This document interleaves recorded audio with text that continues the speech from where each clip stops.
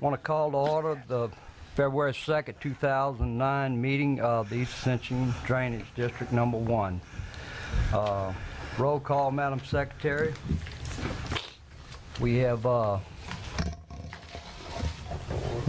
Chris Lohr not here, and Commissioner Cullen is out of town. He won't be making it tonight. We have everybody else present. Everybody please stand for the invocation. Father, Son. Dear Lord, grant us wisdom and grant us strength and patience for what was led astray will take that much longer to lead back. Let us keep us on the focus of the righteous and keep us on the path of taking care of the people of Ascension Parish. We ask that in the name of your Lord, your Son, Jesus Christ. Amen. Amen. I pledge allegiance to the flag of the United States of America and to the republic for which it stands, one nation, under God, indivisible, with liberty and justice for all.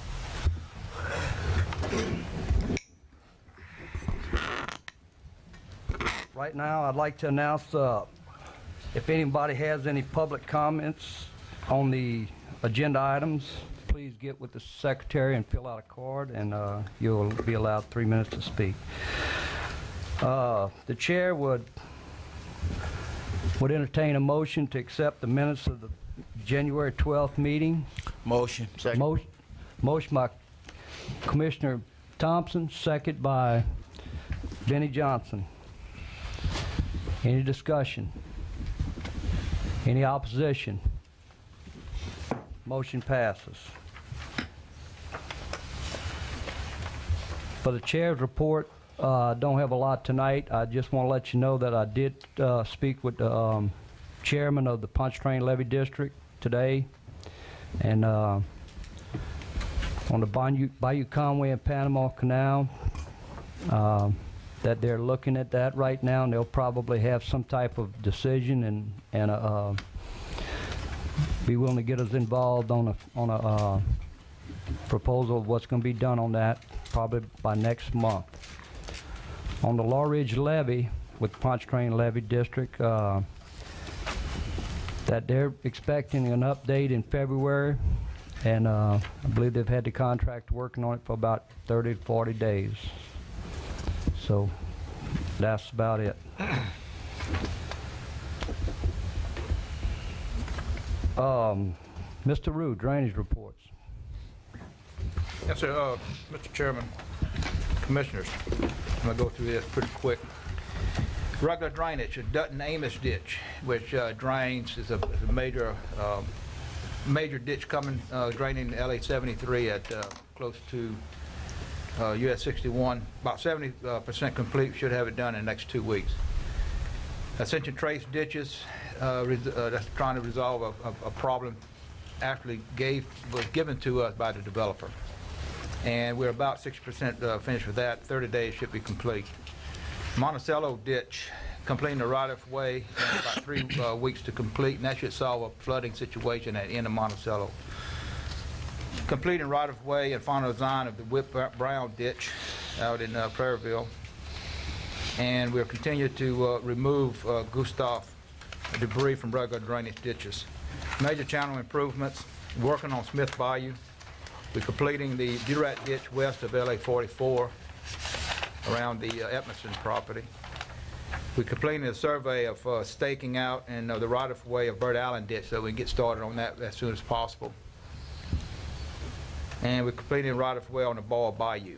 So that's the next one of our prioritized major channels to move on. Other projects, 80% complete with the Cason back bulkhead out in Summerfield.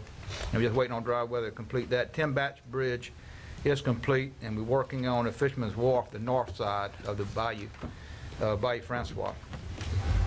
And when we finish that, we'll be moving to the south side and completing that project on Bayou Francois at LA 22. We received the culverts for the Silverstone Railroad crossing, and we're waiting on the 60-inch pipes for the LA 30 railroad crossing near the Brittany Tower. And once we receive the coverage for that location, then we're going to schedule or have the railroad company schedule the installation of both those crossings under the railroad. On debris removal from the channels, we met this morning with CDM. Their contract has been executed. We met with them and also some two FEMA representatives, GOSEP and FEMA. And in our conversation this morning, it seems that NRCS is a better fit for the work that we have to do on these channels, because it gets into more of a, instead of an emergency situation, into a more of a maintenance situation of bayous, and is a better fit for NRCS. CDM has been tasked with the with getting with NRCS, working out the details and coming up with a final recommendation of how we should go with this NRCS or FEMA. But the way it looks now, the NRCS would be the route. We have to determine if we can, the three ways that it can be done. One is which we do it with our in-house people, or we contract it out to a local contractor and contract it ourselves and get reimbursed from NRCS. Or the third way, just turn it completely over to NRCS to do the complete project. And we working with CDM to determine the best route for the parish to work getting these debris out of the bayous.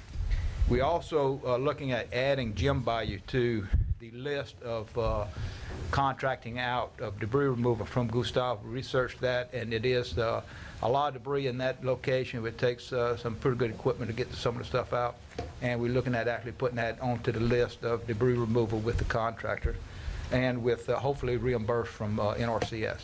So part of the project. Capital improvement projects. Henson Bayou floodgate and pumps. We had the review of the value engineering last week. Right now we are, next is the prioritization of the projects based on updated costs. So that's what I'm working on, put some cost into our capital improvement plan with, again, with the updated costs in there, moving some things around, and coming back to the commission with some options. And again, basically working with the administration and finance department on really putting some part costs on some of this project, some of these projects. Marvin Borough Pumping Station enclosure, the bids are due February 6th, next week. And we're going to try to get started. Probably you're looking at 60 to 90 days, or after they a certain amount of time to get their material in for the project, and so we're waiting on the bid process to find out that actually when we're going to get started on it. The Marvin Borough Pump Station expansion, the next phase is to get with BKI and go through a value engineering phase with them to determine the best fit for this project for money and benefits. So we're going to be getting with them and go through a similar situation, a phase as we did with CDM before we move into final engineering of that project. The existing Law Ridge levee improvements, the design is complete and final servitude purchases are in progress. We have to go back to the people that live along there and actually purchase, and we're going to do this fee title. We're going to get the ownership of a levee. We're going back and clearing some of that stuff up before we proceed with the actual construction project. Law Ridge levee extension, of course, that's on hold. It's being evaluated and by GSA through Lake Pontchartrain, but it's on hold pending reevaluation. Muddy Creek flood protection evaluation, the report from VOCA is due this week, so we'll be bringing that. As soon as I get it, I'll give it to the commissioners, send it to you, and we'll be ready to discuss it at the next Drainage Board meeting. We are working with parish government on the submission of some, at least parts of these projects for submission to the federal government for maybe some inclusion into the economic stimulus coming from the federal government. Of course, it has to be things that can be started very soon in the next 90 days. We have some of these projects that falls in that criteria, and we have submitted that to parish government, and we're working together on getting this submitted to the federal government.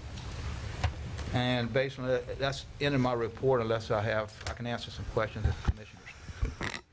Yes, sir. Mr. Rue, I got a quick question for you. on the,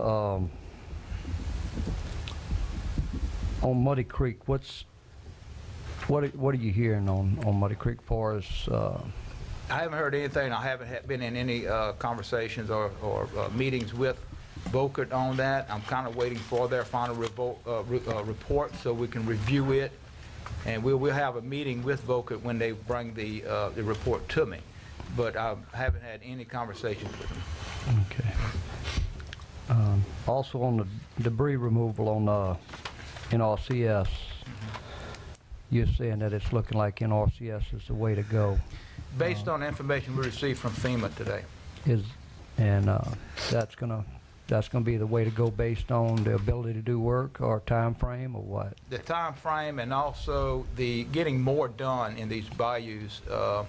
What FEMA is saying is that if we have certain places that need the debris removal, they will pay for us to immediately go to just specific sites and remove the specific obstructions. But he said if the project is more involved with general cleaning of the bayou, which NRCS is capable of doing as part of their mission, that it would be best to go through NRCS and do a better job, a more in-depth job of all these cleaning of the bayous. All right. Yes, Mr. Thompson. Yes, Bill, a couple of things. Smith Bayou. How much of Smith Bayou we have left to do? What's the percentage of it? Well, on Smith Bayou, they're working up between Boudreaux and they're really working on two reaches right there between Boudreaux Road and Interstate, and they're also across the interstate working on a section of coming from LA 30. So they're actually working on two sections, and we're about 50% of Smith Bayou right now. But what we're looking at doing actually, and it's coming up later on in the presentation or in the agenda tonight, and that's about a ditching attachment that goes with our excavator. And we're hoping to use that, actually utilize that on the upper end or portions of Smith Bayou to actually keep us from digging through there. We can go through the trenching or the ditching attachment and actually clean some of the upper ends of Smith Bayou, which is shorten our time that was needed to spend on that canal by half, maybe. Yes, sir. Anybody else? Okay, go ahead.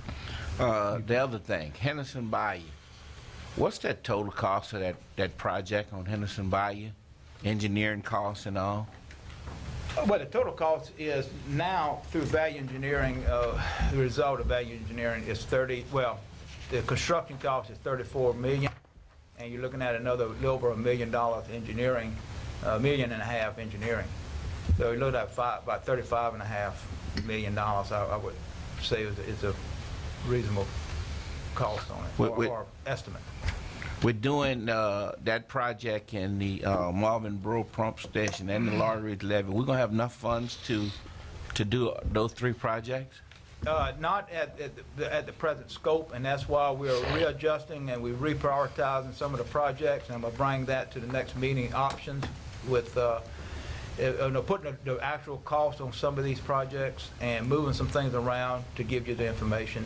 And actually, I'll send it to you prior to the next meeting, so everybody has a chance to look at it and come and talk to us about it and review the figures. But again, I'm going to be presenting that at the next meeting, too. Had we sit down and figure out which one of those projects going to give us the most benefit? Actually, that was part of the review of the value engineering that we did on Henderson Bayou. Part of that was looking at the I guess the benefits of that project. But again, for us looking at all the projects and the benefits of each, no, we have not done that. But we are going to look at the money. We're going to prioritize the project based on available funds. And I'm going to send that to you for review. Okay. Thank you, Bill. Mr. Chairman? Yes, sir. Todd. Yeah, coming out of that little subcommittee on the Henderson Bayou deal, yeah, definitely we don't have enough money to do all the projects that we have in our master plan, because there's several projects that's going to be way over the total amount of what we got coming to us. But one of the things we're gonna have to do as a board up here is to prioritize and see which ones we're gonna take away from, because even this Henderson Bayou at 33 millions, we put 20 million in for that project. So that's 13 million we gotta find somewhere from one of the other projects. And that could be, you know, Law Ridge Levee, that could be Muddy Creek, that was one of the projects, Spanish Lake. There's several of the projects that was in the master plan that we're gonna have to come together as a board in order to get one project done. We're gonna have to give and take. So that was one of the questions and one of the debate that came out of the little subcommittee. Bill, I got a question on, I see a work order here back from '05 that's just been on hold. There's some riprap on Bayou Nassis for Mr. Kamal Durgabasad. I thought that job was actually completed. Could you check on that one for me? I don't want to, you know, just make a note of it for Alan to take a look. I thought that was completed also. I know we I went also through did. there and did the project all the way from Bayou Northeast, from Black Bayou. Yeah. All the way It's up. back at Ivan Lessard subdivision off of Bayou Nassis Road. that's Goes right. all the way to the back there. It looked like it's on hold for some reason or other, and I thought that project was complete. So you could just follow up on that. I can follow up. Again, it may have been on there prior to our excavation of, I guess, dredging of Black Bayou. It was I mean, after we Bayou cleaned it. Northeast. It was after we cleaned it Oh, that it this was? work order got put in. Well, I'll review it and give you a response. Okay, I appreciate it. Bill. Be Thank fine. you. That's all I got, Mr. Chairman. All right. Yes, sir, Mr. Shake Snyder. Thank you, Mr. Chairman. Bill, what's the timetable for the existing levee project, the right-of-way for that acquisition for? We're hoping to complete it within the next couple of weeks. The right-of-way company, which is SJB, has already sent out the costs, or at least proposals to the landowners of what we are able to pay based on appraisals. And we're waiting, some has been signed or in a approval process. And but they're continuously meeting with the people now, SJB is, the right-of-way people, and trying to get the right-of-ways cleared up or purchased in the next 2 to 3 weeks. Okay, good, thanks. Yeah, Bill, I got a quick question on that. I did get a call, and I contacted the office about that. It's a little bit more clarification to the landowners that they're getting a letter with, you know, somebody requesting like a 1/10 of an acre. They don't know what a 1/10 of an acre represents in their land. If, you know, 200 feet wide, how much that is. I can answer that question. We have just received updated survey maps with the amount of land at the property owner, the 1/10 of an acre, whatever is required or requested from the property owner is shaded. So we can. Are y'all going out? Somebody's going out and actually meeting with the property owners? The right-of-way people are doing that now. Since the final maps came out, they sent out this invitation to the landowners to proposals to them to purchase it. Now they're going back with the actual maps to show them exactly the existing right-of-way that we have on it, and then with the additional right-of-way that's needed. And again, they're going back to the people with the maps. Yeah, it's not that great number of people. I just think it's important I'll that talk to- they did receive stuff in the mail that they didn't understand, didn't know who it was coming from, and they possibly had a comment on when they had questions. Somebody had asked them not to question the surveyors. And I can understand why you don't want to question the surveyor, because he's just surveying, you know. But you know, just clarification to the people that if what they got, that so somebody from SJB is. The right-of-way contacting. people are in the process of actually personally contacting the landowners right now with the new survey maps to talk to them about the actual amount of land requested from them. All right, thank you. Anybody else? One thing, Mr. Yes. Chairman. Go ahead, Mr. Dempsey. Yeah, Bill, I want to let you know, Mr. Glenn Constance on Jill Seville Road, he put in a good letter for y'all. He and, did. He sure did. Appreciate all that hard work.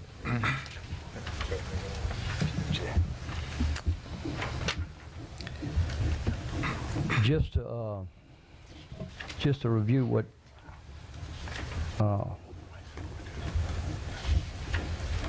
Mr. Lambert said is based on you know, on the 10-year plan and the major projects. Bill, we ought to be getting information on the Law Ridge, not Law Ridge, but on the Marvin Bro pumping station to distribute out. We already got basic information on the Henderson Bayou, and you know, on the 3 major plans that's within that 60 million, 65 million. That so within another month or so, we should be able to be looking at some costs. That's right. And like I said a minute ago, we are submitting some things. We still have some grant requests going through the state for competitive bidding. That some of these projects are included in that. Hopefully we get some grant money from that.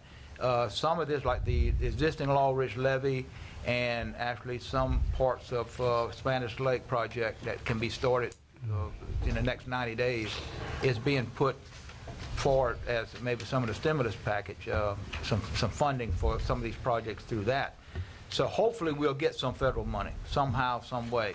And when that happens, of course, some of that money can be moved over into fund-constrained projects to add to those to make up the difference. Thank you. I just got a quick question.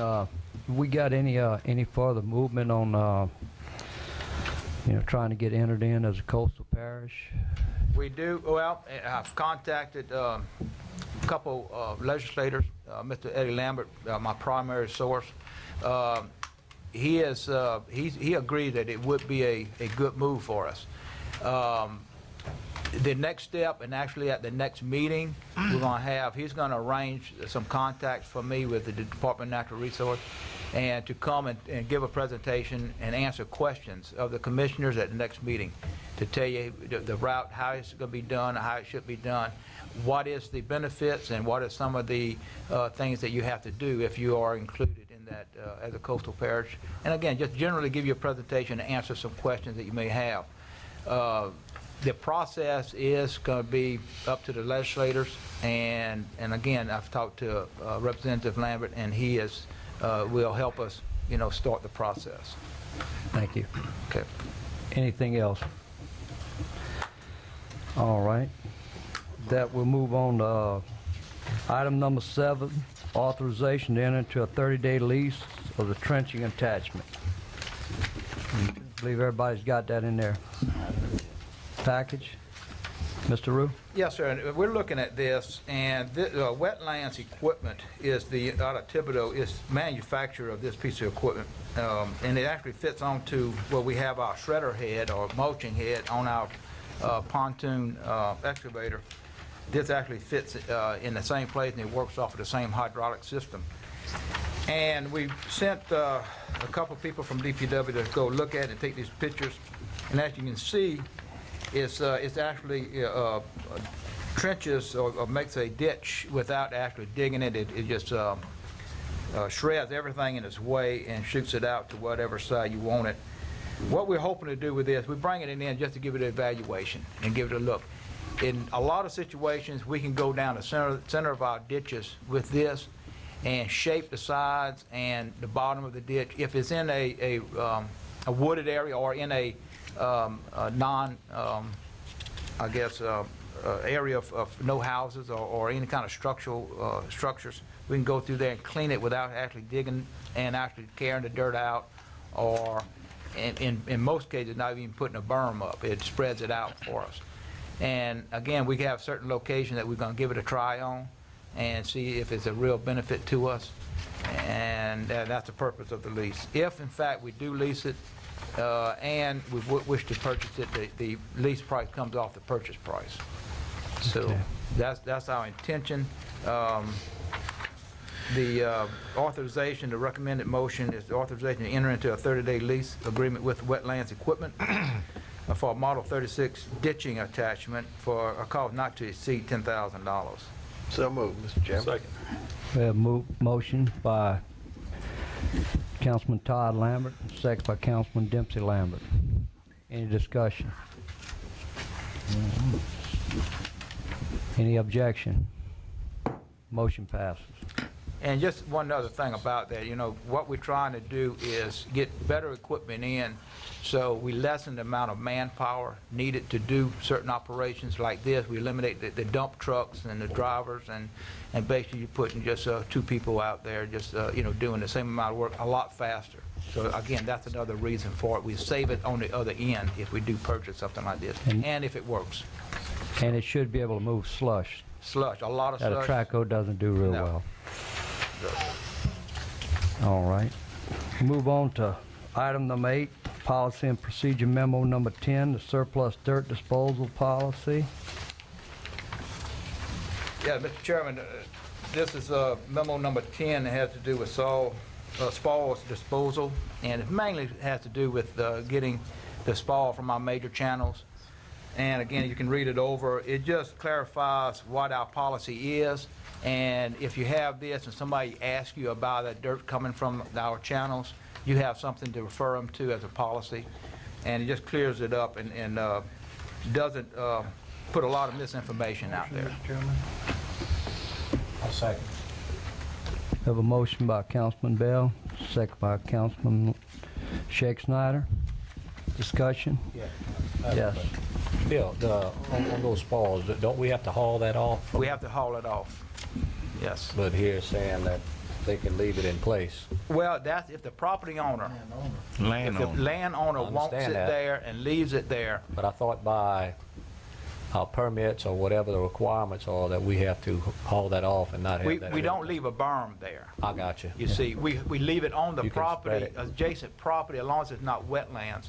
And all of that area of all our projects are delineated. Okay. So we know and we map the wetland areas, and we stay out of wetlands. So as long as the property owner wants it, it's not a wetland on his property, he wants us to spread it on his property, where we're digging, we leave it on site, we spread it understand. in non-wetland areas. Okay, thank you. That's what that means.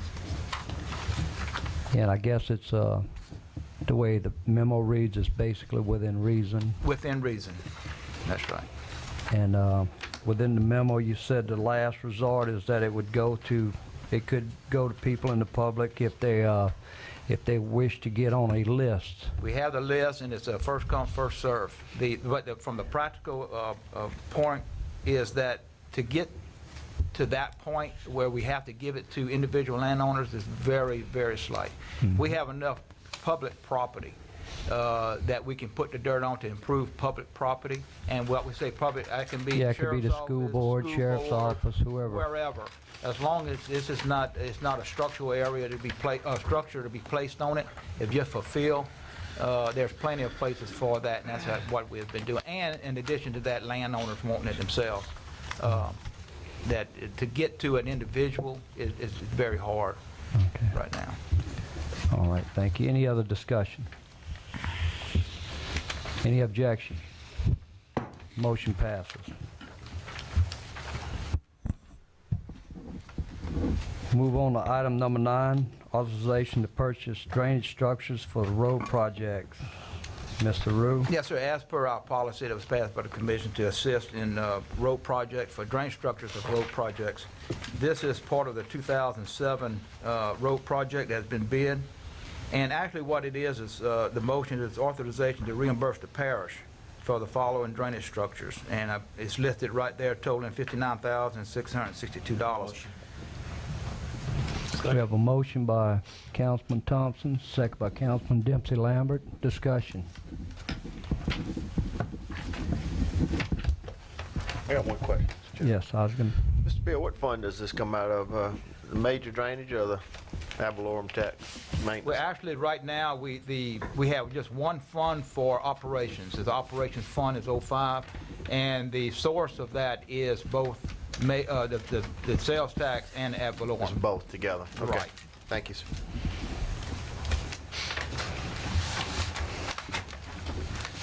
Any other discussion?